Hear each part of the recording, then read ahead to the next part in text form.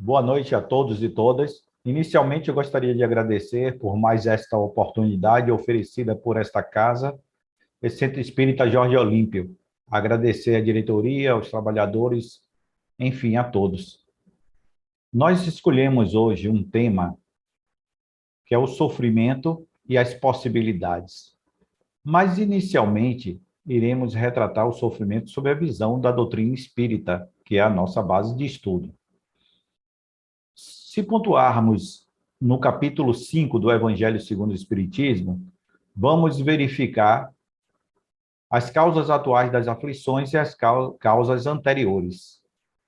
Nas causas atuais, nós vamos localizar o porquê desse sofrimento, na maioria das vezes, mas vamos caminharmos. As causas atuais, como relatamos anteriormente, nós identificamos o sofrimento nesta encarnação, geralmente por orgulho, vaidade, ambição, inveja, no qual o codificador reprime a inveja, a cobiça, o ciúme, que é um mal para a humanidade. Nós devemos trabalhar essas emoções, esses sentimentos em cada um de nós.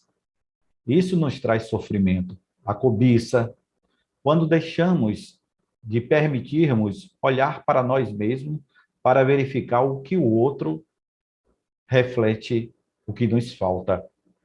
É como se fosse um espelho. Nós verificarmos no outro o que nos incomoda ou o que nos falta. Aí gera a inveja e a cobiça. E aí há o sofrimento de causas atuais. Mas quando esse sofrimento não é verificado, ou melhor, quando esse sofrimento nós não conseguimos localizar a causa, não sabemos o porquê, tipo anomalias em crianças recém-nascidas, mortes prematuras, acidentes. Quando falamos, era tão jovem, morreu, tinha uma vida pela frente. E aí não identificamos o porquê e os paraquês. A esse sofrimento, as causas são anteriores, ou seja, encarnações passadas. Contudo, eu coloco uma ressalva que eu não gosto muito de falar sobre essa questão do determinismo, porque traz uma falsa impressão daquela lei do olho por olho e dente por dente. Ou seja, eu errei nisso, eu vou pagar por isto. Então, existe um determinismo, essa falsa ideia que se eu fiz algo contra alguém, eu vou pagar a mesma coisa, entre aspas, a palavra pagar. Evidentemente que existem consequências pelo uso inadequado do nosso livre-arbítrio. E essa responsabilidade é individual, é nossa, evidentemente. Mas o que eu estou querendo trazer é que não é 2 e 2 são 4. Pode ser 5, pode ser 6, pode ser 7, e assim sucessivamente. São as possibilidades que nós vamos conversarmos um pouco mais à frente. O amor cobre multidões de pecados, já falava Paulo de Tarso. E dentro dessa narrativa de Paulo de Tarso, nós podemos verificar que existe sim ressignificar a nossa caminhada. Não é apagar o sofrimento, a causa deste em vidas passadas, mas é ressignificar. Se foi dada uma nova oportunidade para nós estarmos aqui reencarnados, é uma ferramenta através do qual o sofrimento vai nos trazer crescimento. Agora, é fácil? Não é. É difícil esse deslocamento de aceitar o sofrimento para o crescimento individual. A aceitação não quer dizer eu sofro e ser a vítima e não poder mais fazer nada. Não é essa aceitação. É o diálogo com este mesmo sofrimento. É o porquê, os paraquês, compreender que este sofrimento pode trazer experiência, amadurecimento e crescimento e transformação. É o que estávamos a falar há pouco, a ressignificação, reconstrução de uma nova oportunidade de vida. Por isto, eu coloquei a ressalva para não ter o entendimento de punição, porque o nosso Deus, o Deus maior, onipresente, onipotente, é Pai. E ele sendo Pai, ele não pune, ele dá uma nova oportunidade através de aprendizados, mas também não vai ficar como esquecido todas as responsabilidades que nós assumimos. Esse sofrimento vem, e essa causa vem no nosso crachá, registrado no nosso crachá perispiritual. Para utilizar desta forma, deste sofrimento, da melhor forma possível, como uma ferramenta de aprimorar, de crescer, de evoluir e continuarmos a nossa caminhada evolutiva. Vamos nos aprofundar na medida que estamos aqui juntos a dialogar sobre esse tema. Vamos trazer aqui o que passa o Livro dos Espíritos na questão 933 de Kardec. Permitam a leitura. Na questão 933, Kardec pergunta aos espíritos: assim como muitas vezes é o homem o causador de seus sofrimentos materiais, também o será de seus sofrimentos morais? Os espíritos respondem a Kardec. Olha que interessante. Mais ainda, porque os sofrimentos materiais, algumas vezes, independem da vontade, mas o orgulho ferido, a ambição frustrada, a ansiedade da avareza, a inveja, o ciúme, todas as paixões, numa palavra, são torturas da alma. Se lembram do que eu falei anteriormente sobre as causas atuais das aflições? Ele fala mais ainda, ó, a inveja, o ciúme, todas as paixões. Como viver sem esse sofrimento potencializado? Porque o sofrimento é inerente ao homem, todos nós estamos inerentes ao sofrimento, mas potencializamos esse sofrimento com a inquietude dessas paixões, da avareza, da inveja, do ciúme. Devemos trabalhar, experienciar, possibilitarmos novas experiências e ressignificar nossa vida. Continua os espíritos. A inveja e o ciúme. Felizes os que desconhecem esses dois vermes roedores. Para aquele que a inveja e o ciúme atacam, não há calma, nem repouso possíveis. À sua frente, como fantasmas que lhe não dão tréguas e o perseguem até durante o sono. Se levantam os objetos de sua cobiça, do seu ódio e de seu destino. Observem, senhores e senhoras, sobre o que ele coloca como ressalva e reafirma sobre a inveja e o ciúme. Não trazem trégua. O que quer dizer? Conflito gerando conflito. É a potencialização do sofrimento. Não há como dialogar. Nós estamos no senso comum, que é que falamos, no olho do furacão. Quando estamos nesse potencial sofrimento, nós não conseguimos enxergar as possibilidades, a luz no fundo do túnel, no fim do túnel, melhor dizendo. Só encontramos dificuldades. Não encontramos caminhos. E como ressignificar a vida? Como dialogar com isto? Contudo, é importante pontuarmos que devemos respeitar o momento do outro, porque o sofrimento, ele é singular, ou seja, é único, é do ser que está passando por aquele conflito. Cada um passa pelo seu sofrimento. Pode ter semelhanças, mas a forma do sofrimento é único, é singular, é da pessoa. E nós não devemos desautorizar esse sujeito, essa pessoa, do seu sofrimento. Em dizer, não, você está sofrendo, você deveria reagir como a pessoa não quisesse reagir. Como a pessoa tivesse controle, como se tivesse a desligar uma luz. Vou sofrer, não vou mais sofrer. E não é assim que funciona.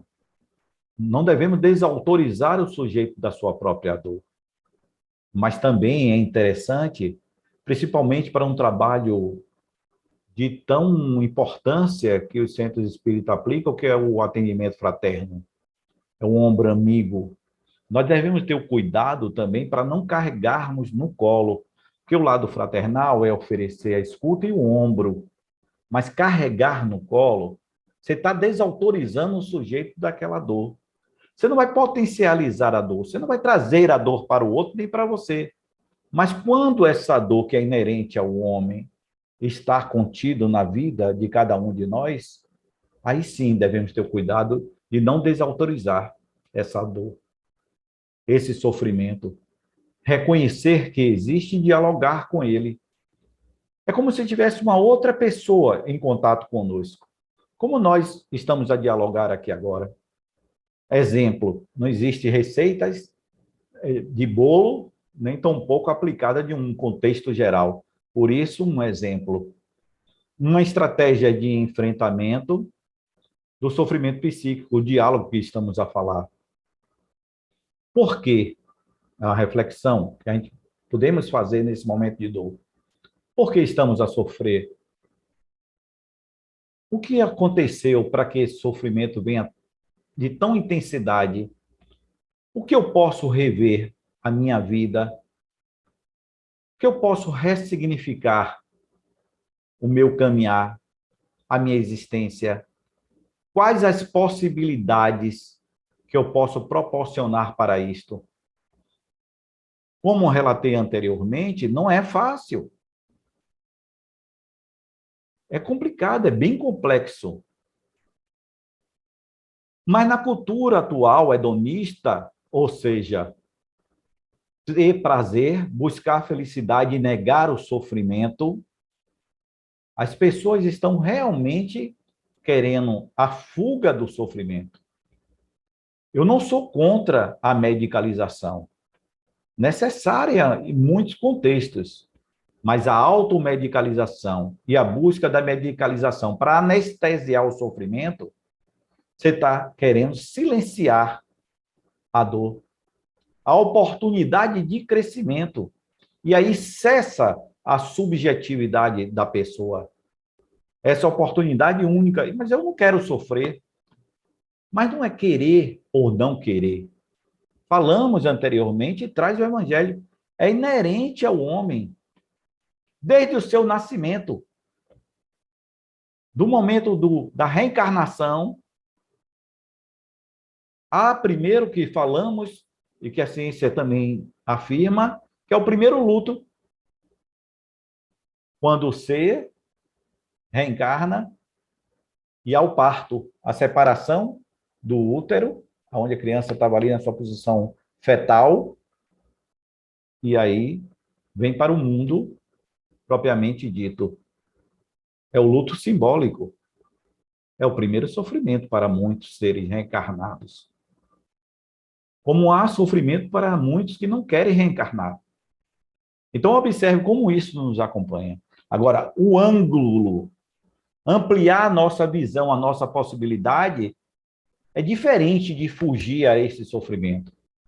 Eu não estou conseguindo dormir. Quando nós neutralizamos ou tentamos neutralizar esse sofrimento, De alguma forma, ele vai se manifestar. Gosto muito de trazer como exemplo um rio corrente,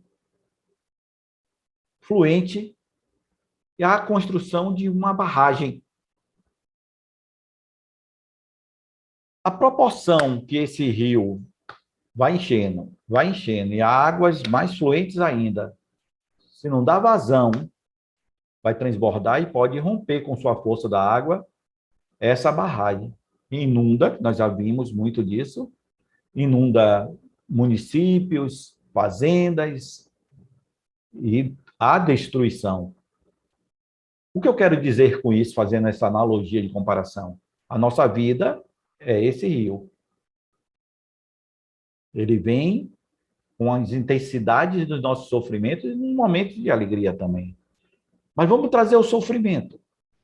Na intensidade que ele vem, nós queremos barrar com essa barragem e não queremos permitir que ele flua, ele vai se romper de alguma forma. E como? Somatização, corpo físico, hipertensão, compulsão alimentar ou anorexia, sono, muito sono ou insônia, TAG, transtorno de ansiedade generalizada, transtorno do pânico, com sudorese, taquicardia, fobia social, agorafobia, que é medo de estar em locais fechados, sensação de morte, tremores e várias outras questões. Eles vão responder de alguma forma. Vamos voltar para o exemplo. O rio corrente vem com sofrimento, a barragem. E o que é o diálogo nesse momento? É deixar abrir as comportas. Quando há uma vazão muito grande, eu falo, abriu as comportas porque a vazão está muito grande. E abrir as comportas trazendo para a nossa vida é criar possibilidades. É dialogar com esse sofrimento.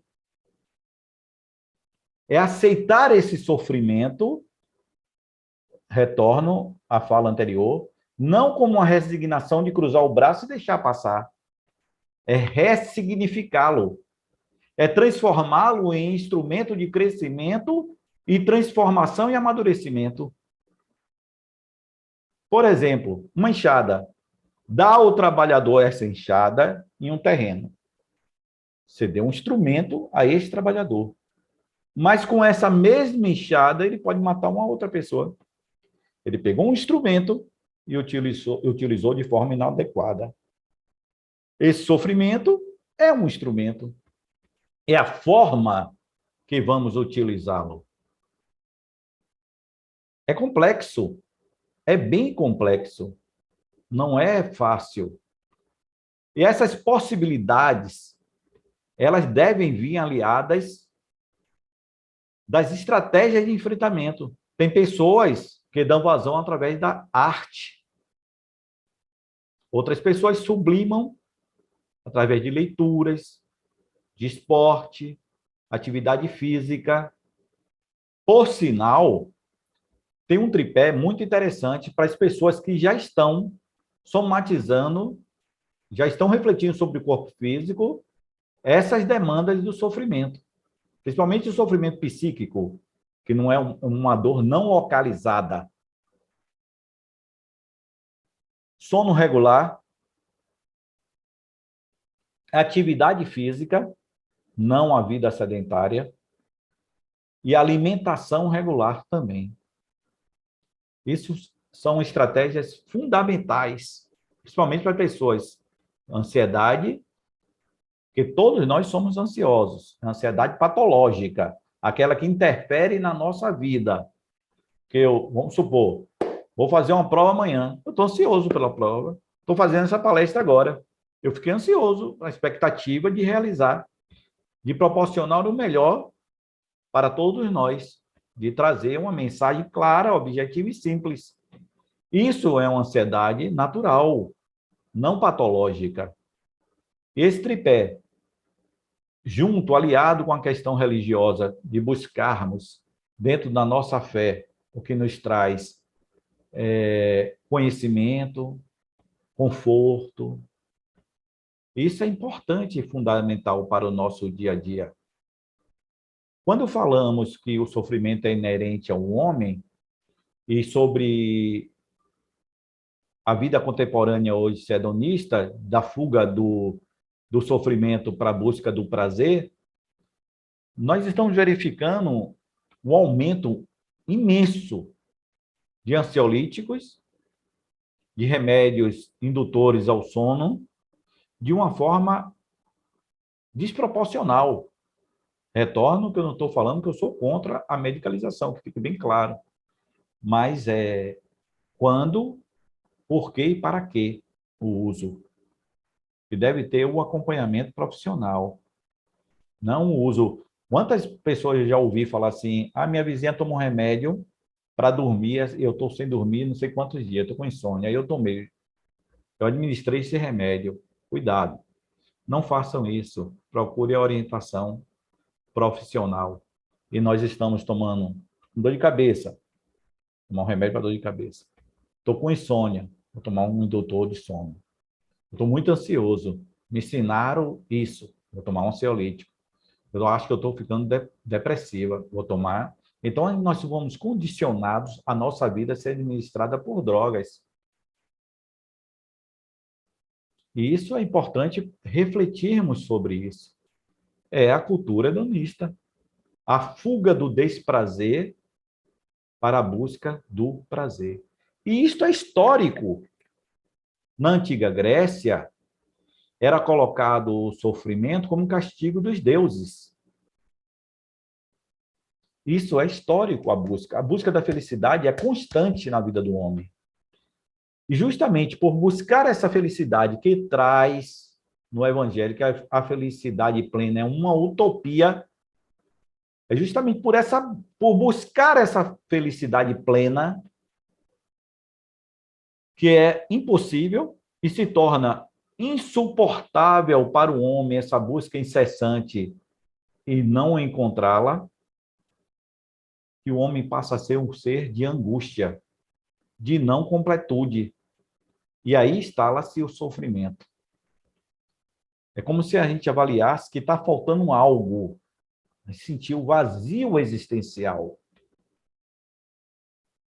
Pode ter acontecido conosco ou já ouvimos de alguém. Eu sinto que está faltando algo, mas eu não sei dizer o que é. Eu estou sentindo uma angústia, um vazio, mas eu não me identifico. Para os senhores e senhoras terem uma noção, principalmente os adolescentes, que os casos atuais, através de estudos, o percentual é bem maior entre os adolescentes. Quando há o sofrimento psíquico, que é muito grande, ele não identifica essa dor imensa, insuportável para este jovem, o que a maioria faz de uma forma inconsciente, que não é uma forma consciente, é inconsciente, eles se cortam, a automutilação. Por que disto? Na maioria das vezes, é para localizar o sofrimento. Se eu sofro, se eu tenho um sofrimento psíquico e eu não sei de onde vem, e eu procuro e não localizo essa dor, está insuportável, eu vou localizar a dor. Agora eu sei porque eu sofro. Então, essa dor é como se fosse amenizar a dor maior abstrata. Imagine. Por isso que eu estou propondo, não uma proposta minha particular, através de estudos. Existe o sofrimento, é inerente ao homem, mas existe também possibilidades de ressignificar esse mesmo sofrimento. E que bom que nós não temos essa completude. Que bom nós somos seres de busca. Só que existe um detalhe sobre isto. A nossa construção histórica, a nossa construção psíquica, ela é estabelecida entre o prazer e o desprazer. Como assim? Nós vivemos momentos de prazer, que é a pulsão de vida, o querer viver, e a pulsão de morte, que é o desprazer. Isso não é quer dizer eu quero morrer, é a morte simbólica que nós estamos a relatar. Ah, a vida não tem mais sentido para mim. Eu só sofro. Eu não vejo solução para nada. Eu não tenho amigos. É como enxergar a vida preto e branco e não mais colorida. Esse é o desprazer, é a pulsão de morte simbólica. Essa é uma patologia. É quando nós estamos deprimidos, só aqui nessa zona. Mantemos aqui um tempo. Ou em êxtase constante. Nós estabelecemos assim. Essa construção psíquica. Basta pensarmos quando tem dias que nós acordamos falando assim, hoje eu não estou bem, hoje eu estou me sentindo triste, eu não sei o que é. A melancolia, que está lá no Evangelho, né? Só que, no diálogo que nós estamos a relatar sobre esse sofrimento, eu não estou bem, estou com vontade de chorar, hoje eu não tenho vontade de fazer nada. Se acontece isso hoje, depois daqui a uma semana, ou em prazos intercalados, permita-se. A aceitação e o diálogo está assim. Hoje eu não estou bem, não quero fazer nada. Se eu tenho possibilidade de não fazer nada, se eu tenho possibilidade de ficar em casa, se eu tenho a possibilidade de dialogar com esse sentimento e me permitir a ele, se eu posso me permitir a chorar, porque muitas pessoas condicionam o seu sentimento às lágrimas. Ah, hoje eu estou melhor, nunca mais eu chorei. E isso não é representação de como estamos. Porque a comunicação não verbal também tem uma importância grande na nossa representatividade. O não chorar, externalizar as lágrimas, não quer dizer que nós não estamos chorando por dentro. O sorriso não quer dizer que estamos sorrindo e estamos alegres ou não por dentro. Então, não são expressões que nos representam. Podem ou não nos representar. Então, está com vontade de chorar? Chore. Se permita, por que não? Não acordou bem? Dialogue com esse sentimento, mas não tente neutralizar, que é necessário elaborar esses sentimentos. Pode procurar um centro espírita, para os que são espíritas, e o atendimento fraterno, um ombro amigo, para elaborar isto. Agora, é importante eu até relembrar sobre o atendimento fraterno, para os atendentes ter o cuidado de não aconselhamento. Porque se há o aconselhamento dizer você deveria fazer isso ou fazer aquilo, você está desautorizando novamente o sujeito da sua própria dor, do seu sofrimento. Você não está permitindo o crescimento, o amadurecimento, o aprendizado desse sofrimento como instrumento. Você está assumindo o que ele deve fazer. A responsabilidade não é mais dele, é sua.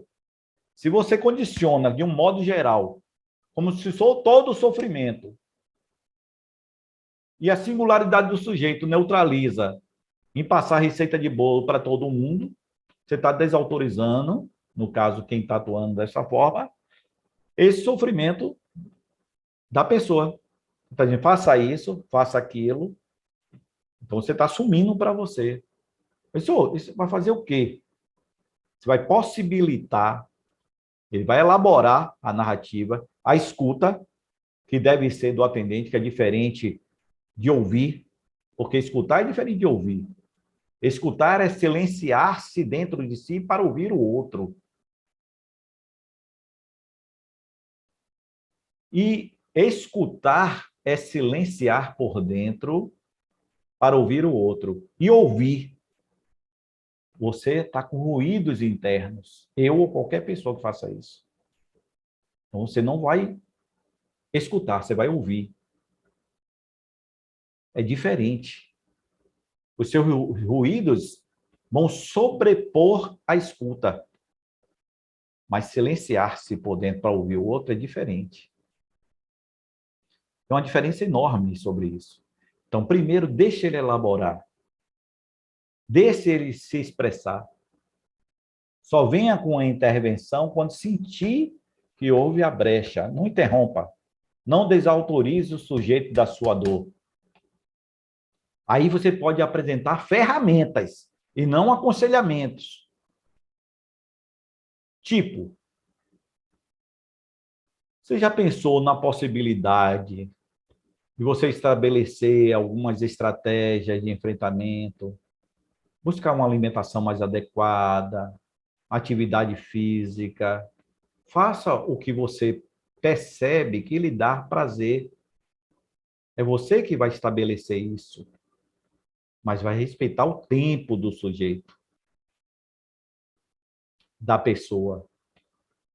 Não podemos, não devemos exigir a mudança e a transformação do outro em toque de marcha, a toque de caixa.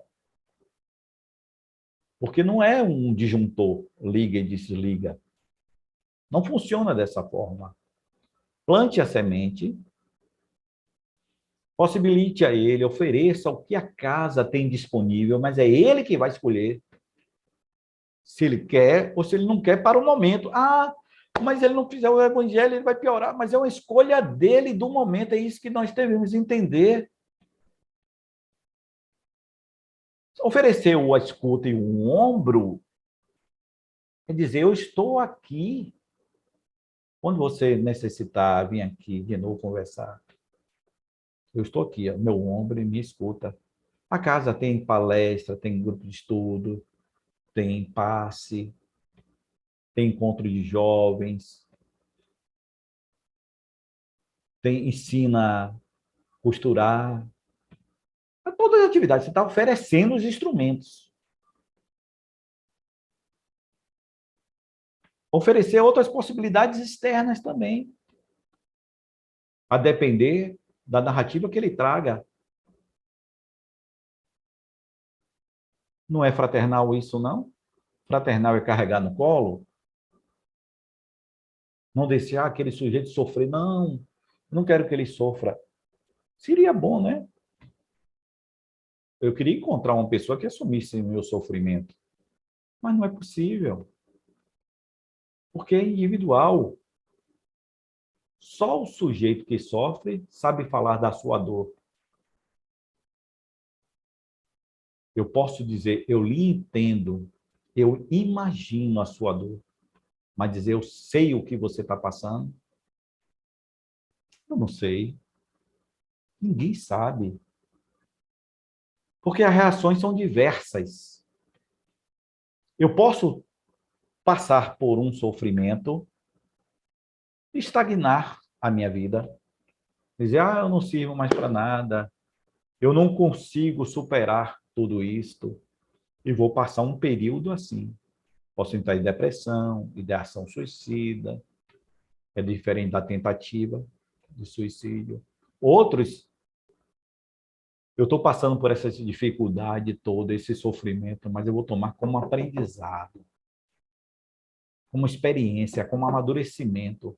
Essa é a proposta, inclusive, do Cristo, de oferecer nova oportunidade para nos erguermos.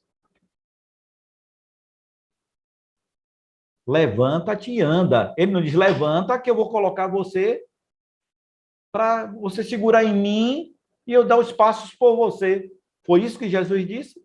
Levanta-te e anda. Ele disse, é você que tem que se levantar e andar. Quando ele falou, claro que foi impulsionado pelo magnetismo incalculável de Jesus. Ele levantou e caminhou. A história do cego. que voltou a enxergar. Fatos históricos diz que ele cometeu novamente equívocos, mas Jesus plantou a semente. Mas Jesus ofereceu novas possibilidades. E assim somos nós, com nossas próprias vidas. Nós devemos constantemente oferecer para cada um de nós novas possibilidades. Em relação ao outro, só oferecemos aquilo que temos para dar. Quando estamos bem, podemos proporcionar uma melhor qualidade para servir melhor também. Como diz Dona Joana de Ângeles, qualificar para melhor servir. Então, qualificar-se vem da ideia de quê? De amar-se. De se perceber ao espelho. Qual foi a última vez que olhamos o espelho e verificamos sobre nós mesmos as nossas virtudes, ou só olhamos os nossos equívocos? Eu tive uma oportunidade, uma paciente, que ela estava falando, claro, vou restringir aqui a fala em questão da ética e do sigilo, mas sem citar nomes e aprofundamento, mas só que traga como uma experiência de vida para a gente. Estava falando sobre algumas questões que ela não aceitava dela mesma.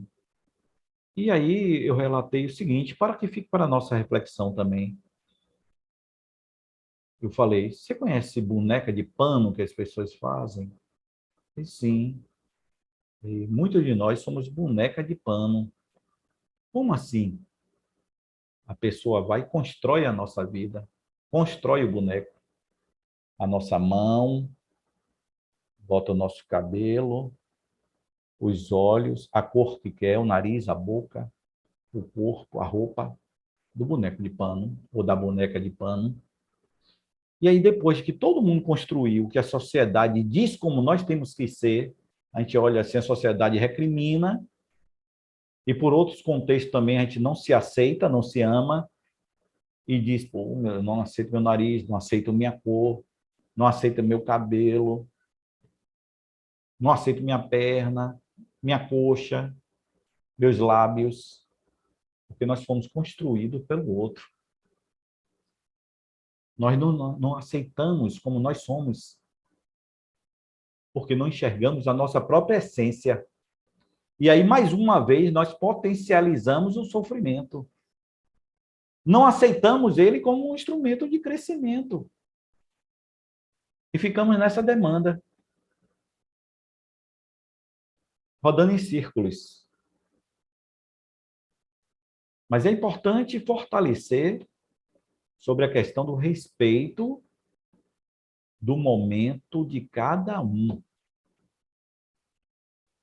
Não é forçando ideias, não é impondo verdades para o outro que haverá transformação. Só é verificarmos historicamente nós. Ao buscarmos o centro espírita, a maioria das vezes a gente busca por causa da dor, e não pelo amor. E quantas vezes fomos convidados e não aceitamos? Mas não é só estar no centro espírita. Nós devemos também romper paredes da estrutura do centro espírita. Porque o centro espírita e a sociedade não estão juntas. O mundo está aí, palpitando. Nós não podemos nos fecharmos dentro da estrutura de paredes ou de estruturas psíquicas dentro de uma bolha para não vivenciarmos o que está aí nesse mundo de transformação. É como se tivesse tudo fervilhando, chamando, é um chamamento às nossas responsabilidades. Olhe como houve mudanças, quantas pessoas estão adoecidas. Hoje o Brasil é o primeiro país do mundo em ansiedade e o terceiro em depressão. E segundo a OMS, a depressão será a futura pandemia. Porque as pessoas, quando estão vendo a transformação, essas mortes coletivas, pandemia, etc., Elas não estão dando conta disso. O isolamento social foi um fator preponderante. É como se fosse um chamado para dentro de nós. Um chamado para vivermos em família. E aí percebemos que não toleramos estarmos com o outro dentro de casa ou dentro de nós mesmos. Uma pesquisa que eu realizei para um trabalho, eu verifiquei dentro dessa pesquisa, foi quando estava saindo da primeira variante, da primeira variante para a segunda, na pandemia, que no Reino Unido houve um aumento de 300% de divórcio na primeira onda. Na primeira onda para a segunda onda, 300% aumento de divórcio. Dentro dessa pesquisa foram verificados nos cartórios. Provavelmente isso proveniente que as pessoas começaram a viver juntos. Por quê? Viviam no trabalho e passeavam em casa. Quando houve a vivência em casa mais afetiva, que começaram a se perceber, não se toleram. Mas essa tolerância é uma resposta para a individualização de cada um. De dizer, eu não me tolero, como eu vou tolerar o outro? Isso chamou muito a reflexão, essa questão do isolamento social. Um chamamento para dentro de nós mesmos. E como gerou uma inquietude? Como sofremos, potencializamos esse sofrimento? E aí veio o aumento da medicalização como fuga para evitar o sofrimento e trazer o prazer. Mas que prazer é esse? A que custo? Eu tenho que pagar preço alto por esse prazer momentâneo? Mas depende muito o que nós vamos verificar sobre felicidade. O que é felicidade? Também é individual. Uns acham que a felicidade é ter dinheiro, é ter saúde, é ter uma vida boa.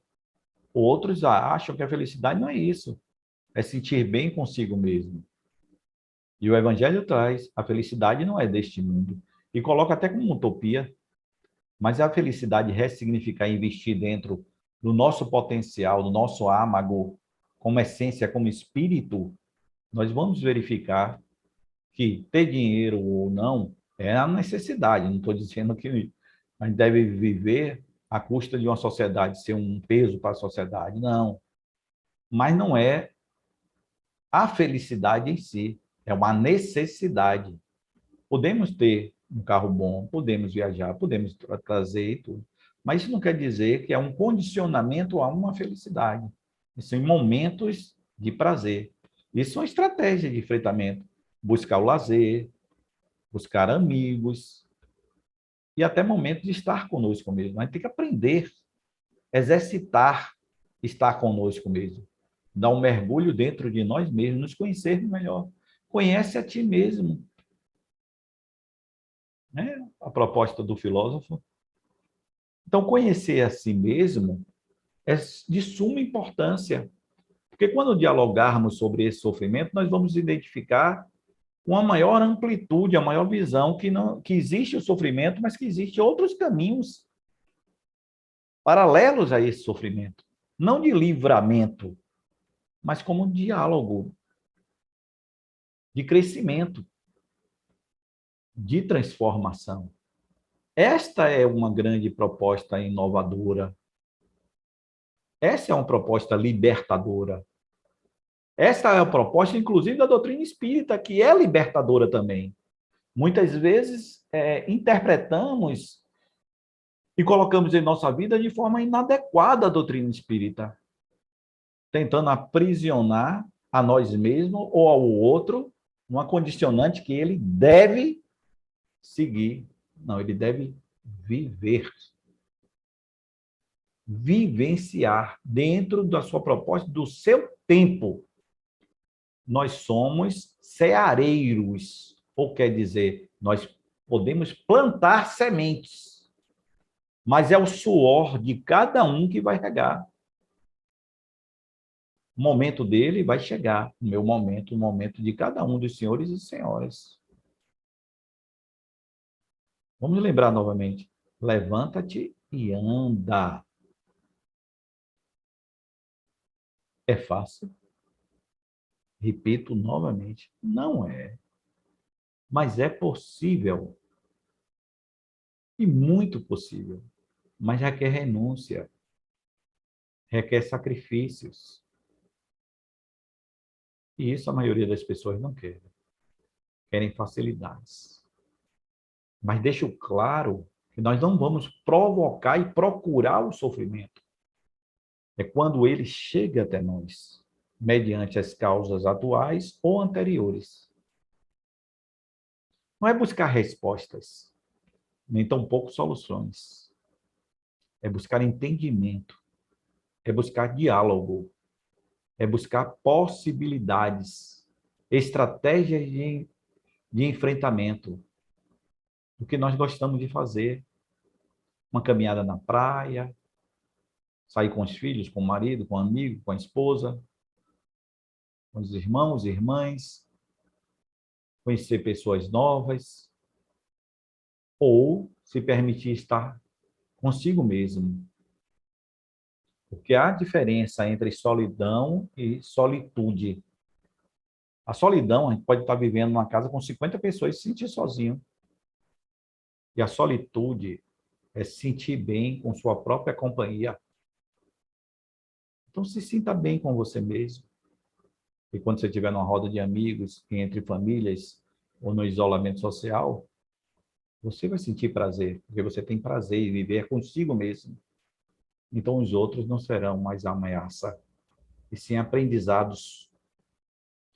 E para encerrarmos, vamos trazer uma frase do ativista político Martin Luther King, que ele disse: no momento mais difícil da minha vida, onde o sofrimento ampliou, eu verifiquei que eu tinha duas escolhas: ou aceitar esse sofrimento, não tinha o que fazer mais, ou transformar esse sofrimento em crescimento. E ele completou: eu escolhi a segunda opção.